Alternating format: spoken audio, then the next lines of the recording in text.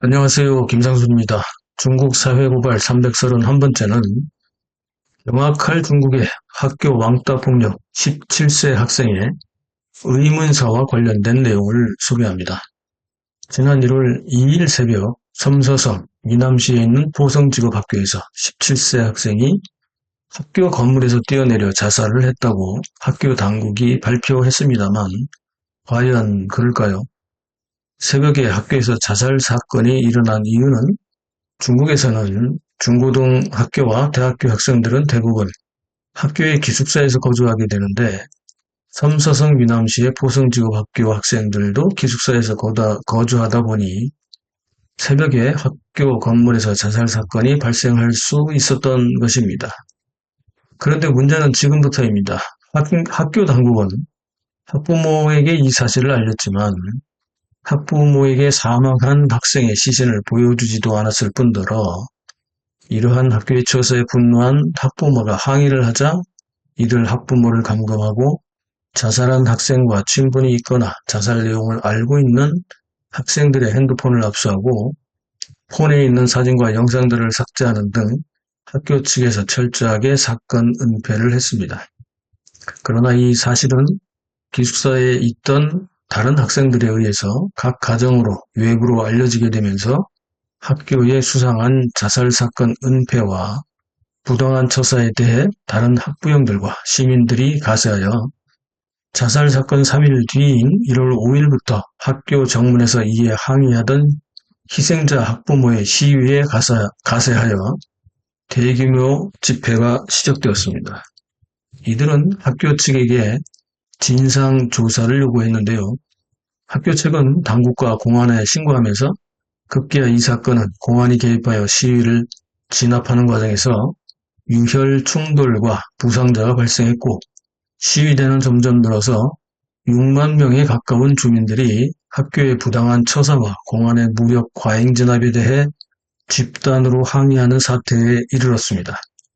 졸지의 강성 시위대로 돌변하게 된 학부모와 주민들은 기숙사 내에 있는 학생들의 증언을 포함해서 여러 가지 더욱 상세한 사정을 공유하게 되었고 1월 6일부터는 왕따 폭행 반대와 진상규명 요구 시위로 더욱 강경하게 학교 측에 진상규명을 요구했을 뿐만 아니라 시위대 중에서 약 1만여 명은 경찰의 봉쇄를 뚫고 학교 교문을 통과하여 학교의 시설을 파괴했습니다.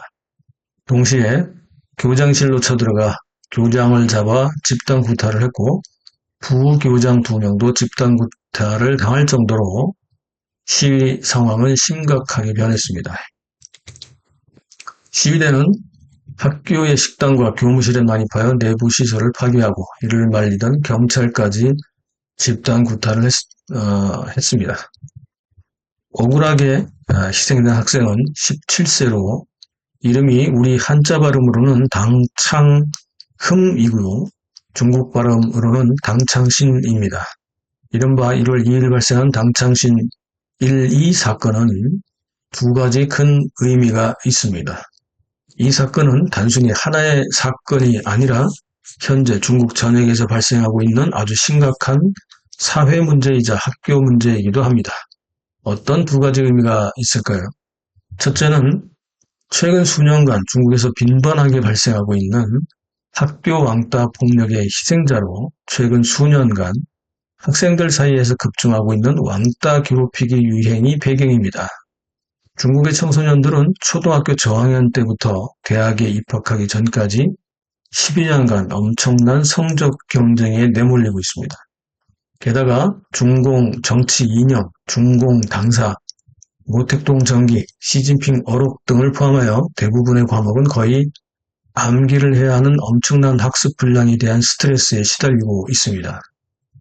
중국 학부모들은 성적 위주의 학습 결과에 민감하게 집중하고 있기 때문에 심지어 초등학생인 경우에도 시험 성적이 나빠져서 부모에게 혼이 나면 바로 아파트 건물에서 뛰어내려 자살을 하는 사례도 비일비재합니다.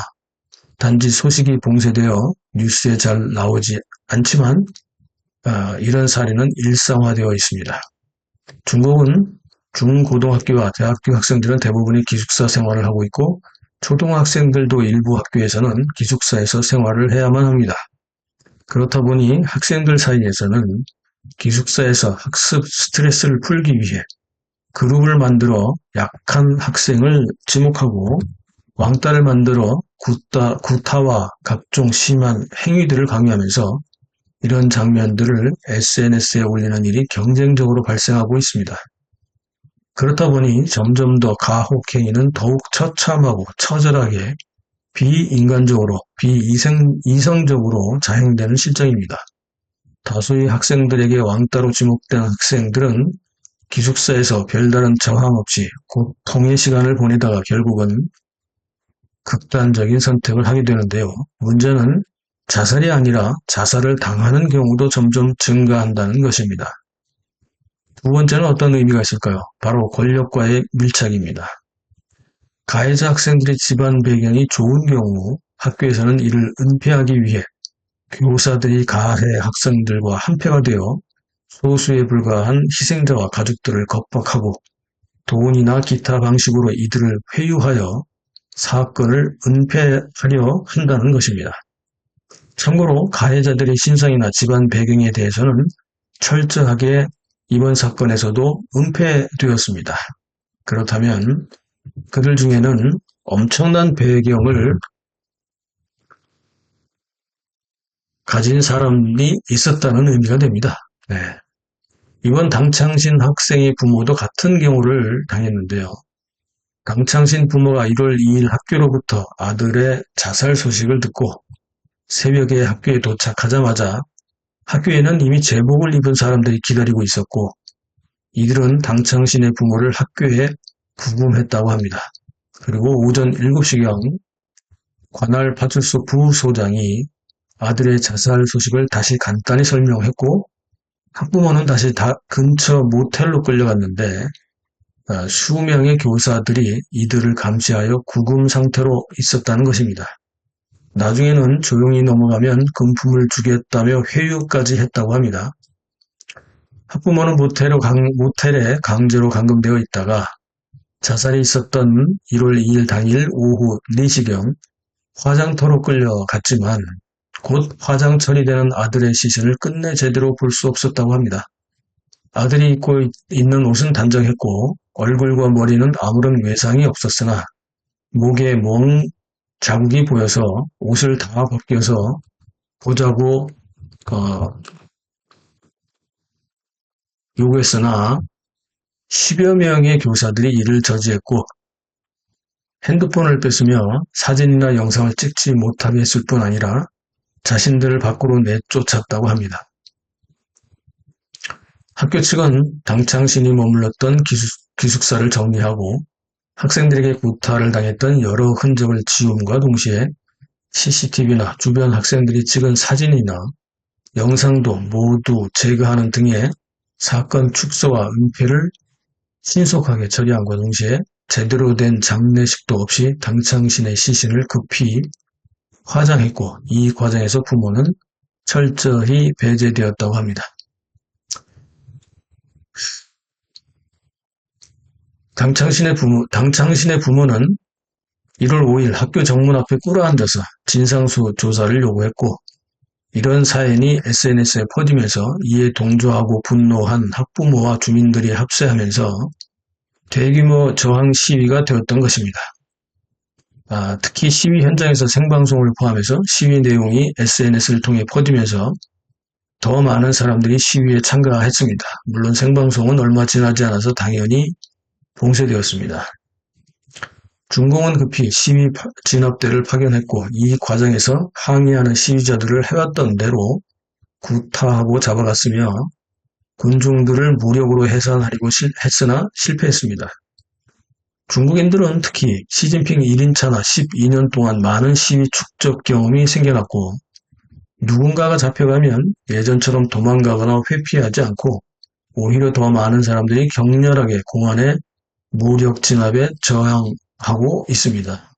결국 공안들은 해당 학생은 보성직업학교 1학년 학생으로 동급생들과 감정 충돌이 일어나서 싸우게 되었고 싸우는 과정에서 높은 곳에서 추락하여 사망했다며 자살이었다는 내용에서 사인을 추락사로 바꿨습니다만 형사사건에 대해서는 배제한다고 발표했습니다.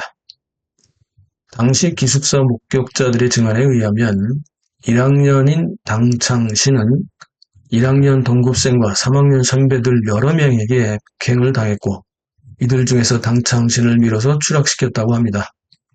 이 시위는 1월 5일부터 7일까지 지속되었고 이후의 정보는 없습니다. 결국 문제가 커질 대로 커지자 섬서성 정부는 물론이고 중앙정부까지 나서서 전면적인 정보통신 통제를 했을 것이고 대대적인 인터넷 통제를 통해서 관련 정보들이 업로드되는 것을 전면적으로 막았기 때문일 것입니다. 중국 사회는 현재 여러 가지 문제점들을 안고 있습니다. 그러나 지금의 특징은 인민들이 이러한 문제점을 그냥 넘어가지 않는다는 것입니다. 중국 사회는 경제 위기와 실업 대란에 시달리고 있습니다.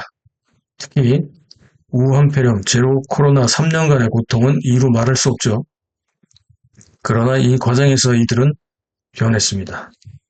중공 인민들이 공안과 공권력에 적극적으로 저항하기 시작한 계기는 세 가지로 압축할 수 있습니다. 첫째는 2020년부터 3년간 이어졌던 우한폐렴의 공포와 제로 코로나 봉쇄 정책에 대한 고통입니다. 시진핑의 무지막지한 제로 코로나 봉쇄 정책이 결국 중국 경제를 추락시켰고 해외 기업들의 탈중국화를 불러왔으며 중국 민생 경제의 붕괴를 촉발시켰죠. 이에 대한 불만은 인민들의 생존과 직결되었고 인민들은 더 이상 참지 않게 된 것입니다. 둘째는 2022년 10월 14일 북경 하이덴고 사통교 육교 위에서 브릿지맨으로 불리게 된 펑리파의 1인 현수막 시위입니다. 펑리파는 육교 위에서 현수막에 휴교하고 파업하자, 매국노 시진핑을 파면하자, 다른 현수막에는 핵산검사 대신 밥을 달라, 봉쇄 대신 자유를, 거짓말 대신 존엄을, 문혁 말고 개혁을, 수령 말고 선거를, 노예 말고 시민의 권리를 이라는 두 개의 현수막 시위를 벌였습니다. 펑리파의 현수막 시위는 천안문 민주화 운동 이후 중국에서 나타난 민주화 저항 운동의 상징이 되었습니다. 셋째는 이런 펑리파의 현수막 시위의 자극을 받고 한 달여 뒤인 2022년 11월 26일부터 상해에서 시작하여 28일까지 중국 전역으로 번진 이른바 백지 시위 운동입니다. 이 백지 시위는 천안문 민주화 운동보다도 더 상징적인 사건이 되었습니다. 중국 건국 이래 중국 전역에서 동시에 발생한 민주화 운동은 백지 시위가 최초입니다. 백지 시위 이후 중국 인민들의 사회투쟁과 시위는 더욱 격렬해지고 조직적으로 변했으며 적극적으로 중공의 공권력에 대항하는 형태로 발전하고 있습니다. 전에는 공안만 봐도 공안이 소리만 쳐도 꼬리를 내리고 도망가는 개처럼 모두들 행동했지만 지금은 공안이 집단 구타를 당하는 상황으로 변했습니다. 오히려 시위 진압에 나섰던 공안들이 겁을 먹고 접근할 정도입니다. 또한 공산당 당직자나 정부 관료들이 나타나서 소리만 질러도 무릎을 꿇고 애원하던 시민에는 지금은 이들 앞에서도 조목조목 따지면서 할 말을 할 뿐 아니라 당직자나 관료가 조금만 언성을 높이거나 거만하게 보이면 바로 이에 항의하고 집단 구타를 할 정도로 시위와 항의 형태가 변했습니다.